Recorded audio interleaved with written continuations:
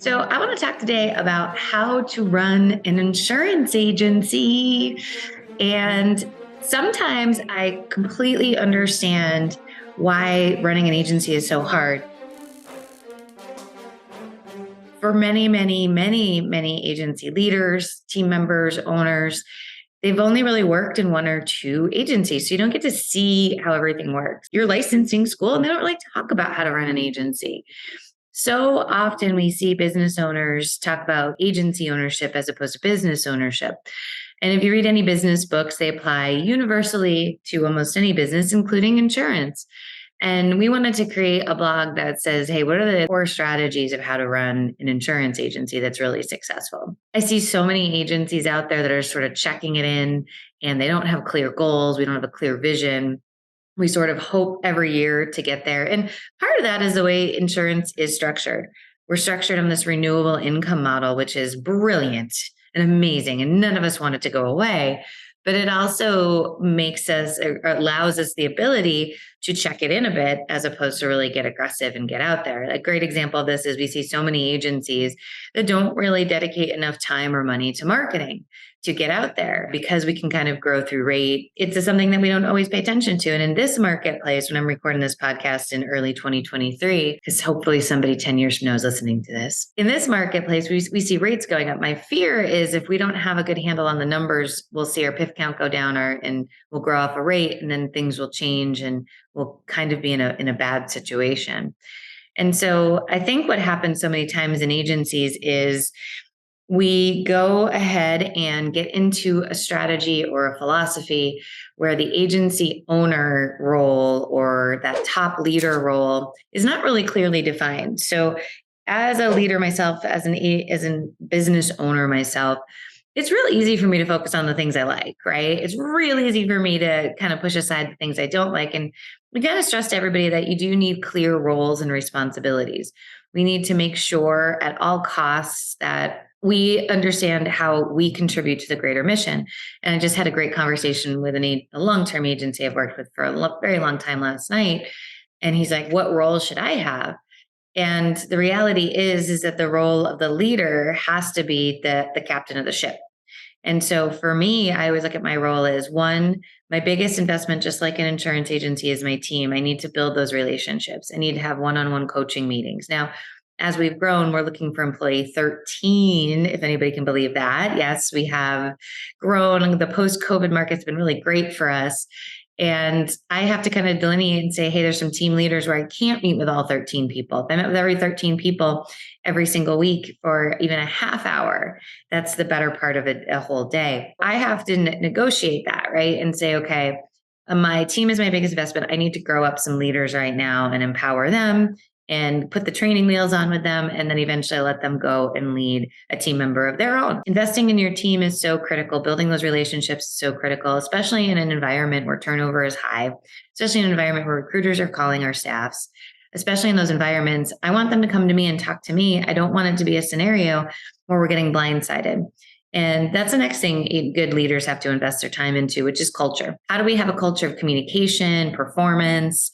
I get this a lot with agencies too. It's, well, if I talk to them about it or I hold them accountable, they're going to leave. And I said, then that's a culture problem. I want to know when I have spinach in my teeth. My team wants to know when they have spinach in their teeth. We don't want to hide away from the fact that if somebody's not performing.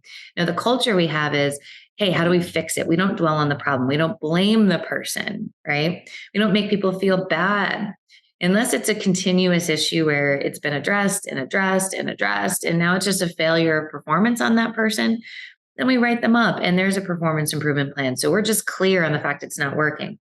But those are typically the team members you're not trying to save. Our top team members deserve to be coached and mentored. And coaching and mentoring means having the conversations of where people need to get stronger, where they need to develop, how they need to embrace it. It's providing tools and resources, whether it's training seminars, books, one-on-one coaching, so that you can keep growing and thriving. But the culture part of it all is not just pizza parties and jeans and spinning wheels.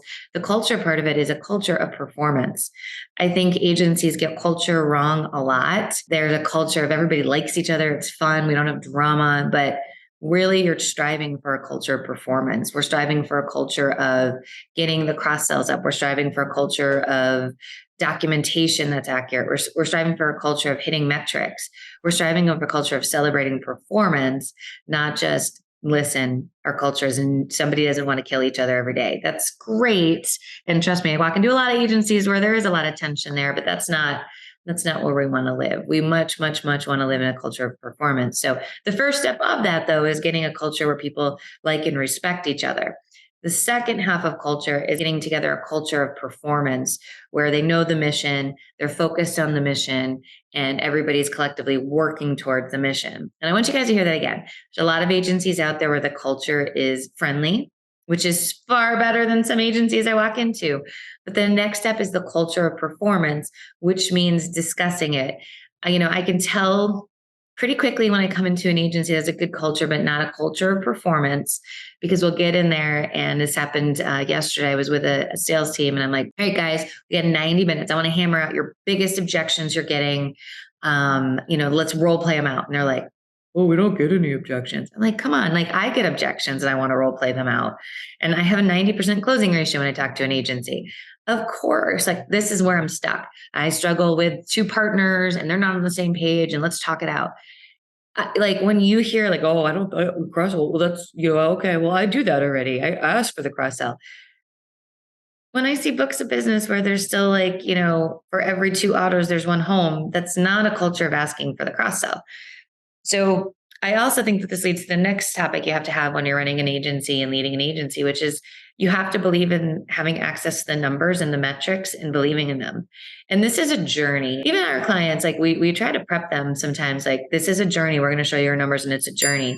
And there's like, I call them like the tale of two agencies. So there's some agencies where we'll show them their numbers. It's just wrong. It's wrong. Your numbers are wrong. And they get really fired up. And I said, hold on. Let's dissect this. And we find out that Sally's not putting this in correctly, or we find out that they're using a different premium field. And that's okay if we want to keep using it, as long as it's used consistently, we'll update our reports. Not a big deal.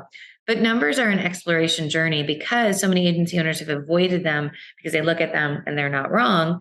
And then there's agency owners that we're actively working on it. Like I've got 2 right now in New Jersey. If you're listening to this, you know each other and you might recall this, where we're trying to get the loss policy report right with the management system. We've got open tickets that we're working on, like why the expiration report says expired or canceled. Why are these coming up there? They've been renewed, and we're working out those details of, do we need to put a different report filter on? What is going on? And that takes time and patience. It's not a magic button. And the other one looks at it and it's like, hey, well, we don't have this set up right in our system. We don't have that set up right. So we're going to fix this and we're going to keep running our data and we're going to watch it get better. And then we're going to get to a place with some active patience where we can make business decisions. But so often people just throw their hands up and that's the end of it. They want to get mad at it. And it's like, don't get mad at it. Learn it, understand it. You can't operate any business today without access to good, clear metrics. And that's something that you have to focus on. Good, clear, honest metrics. And don't be surprised if it takes time. And don't be surprised if you have to keep monitoring it. A lot of our agencies will run the cancellation loss policy report, clean it up, work with the team, and get final numbers over to us. Same thing with new business. And so I just encourage people to not be short-sighted, not be reactionary on that, work through it. And, our agency assessment, we work through it with you. And a lot of our metrics reporting, we've worked with Applied Epic consultants. We've worked with Amos 360 consultants, Hawksoft consultants. So we can help you get the right data. But it's 3 things, right? It's download, it's your processes and procedures, it's the adherence to the processes and procedures, it's understanding how you're using your system so we can update the reports and get the right data. And it's not easy and complicated. So do I think it should be? Sure do. Do I know that it doesn't matter? Yeah. So another thing I think that we all have to be comfortable and cognitive of is we're here to run a business and businesses have to perform. And so I see so often that people hold on to the wrong team members or we're not clear on the right team members. So instead of addressing with the team members, they call me up and talk about the team member. And I say, well, cool, great story. Have you talked to them? Well, no. Because if I talk to them, they're going to cry and yada, yada, yada. And I say, okay, that's great. Let's get a game plan together. And there's like a lot of apprehension to talking to the team member about it. I said, It's hard. It's not easy, but at the same token, it's really important that we do have these conversations, because if somebody deserves to know if they're not performing, and being upfront and honest on that is way, way better than hiding it or it being a surprise to the person. A culture of performance means that we're addressing those things. And you can do that kindly. I think, maybe a future podcast I do is how to have that conversation, because it doesn't have to be horrible and disgusting and gross. It can actually be very empowering to just get on the same page. What ends up happening is they get passive aggressive, you get passive aggressive, and then lo and behold, the relationship becomes very, very toxic and hurts way more than just maybe having that conversation early and often. And that's why we're such big believers in those coaching meetings and mentorship. It's really, really important. The other thing that you need to have if you are running an agency is a clear vision. So some of you listening to this podcast might be agency leaders. Some might be agency owners. I can't stress this enough. And I also will tell you that I'm a recovering non-believer in a vision. So listen to me, hear me out if you don't have one or you're struggling with it. The vision to me felt very limiting, and early on in my business, I guess I just didn't have enough of the tools or resources. I had never owned a business before. And I kind of saw myself as a little bit of a solopreneur, like I could do whatever I want. And when things started taking off and there's more and more people, I realized pretty quickly that, they needed to understand where we were going, and I needed to understand where we were going, because, when you're young in business, you sort of can just look at your bank account and be like, we can do this, we can do that, or we should do this next. Or that first hire makes you want to vomit a little bit because you're like, oh my gosh, how am I going to afford this person? And I'm already crazy. How am I going to train them? And if you have your vision laid out, you sort of understand how to negotiate the middle ground. And what I mean by that is, I tell a lot of people right now who are joining our team is a baker's wife doesn't get any bread. We're a training team that does a very mediocre job of training our own team. And that's partially because the owner has a very big book of clients and my role is changing, but it can't change fast enough. So we're upfront about that and say our goal isn't to be perfect, but our goal is to have a structure and to get better at it. And so we're really looking for the right person who can come in and be creative, not the person who's like, what do I do next? Where am I at? They have to be sort of critical thinkers and be okay with mess and understand that there's a lot of upside to mess, that you're here at a ground floor with a lot of opportunity. As your business grows, you have to realize we don't have every resource in the world. You have to prioritize your resources. And that's what the vision has really, I think, helped us do more than anything, is prioritize our vision and understand our vision. If our vision is this, then we need to make this next key investment. If our vision is this, then we need to be here.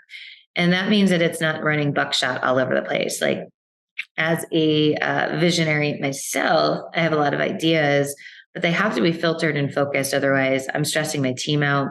We're not finishing things. We're not executing well. We're executing half-assed. And that's not really where I want to be as a business. So say all this to say your vision is super critical. So I hope you take a look at our blog on how to run an insurance agency. And then I also hope that you take a moment and subscribe to this podcast. I hope that you take a look at our agency assessment and our 2-year program to help transform your agency, because doing it with somebody else is oftentimes way, way, way more fun. And we have a pretty fun team. So anyway, I'll let you guys get back to your day, but think about it. Are you really running your agency, or is your agency running you? And I'll leave you with this. If you're taking 911 firefighting calls all day, the agency's running you. Your job as a leader is to be thinking 3 to 5 years in advance and clearing out fires. And if you're not able to get there yet, that's your mission. That's your first mission as a leader, is what do I need to invest in my team in to get there so that I can be proactive?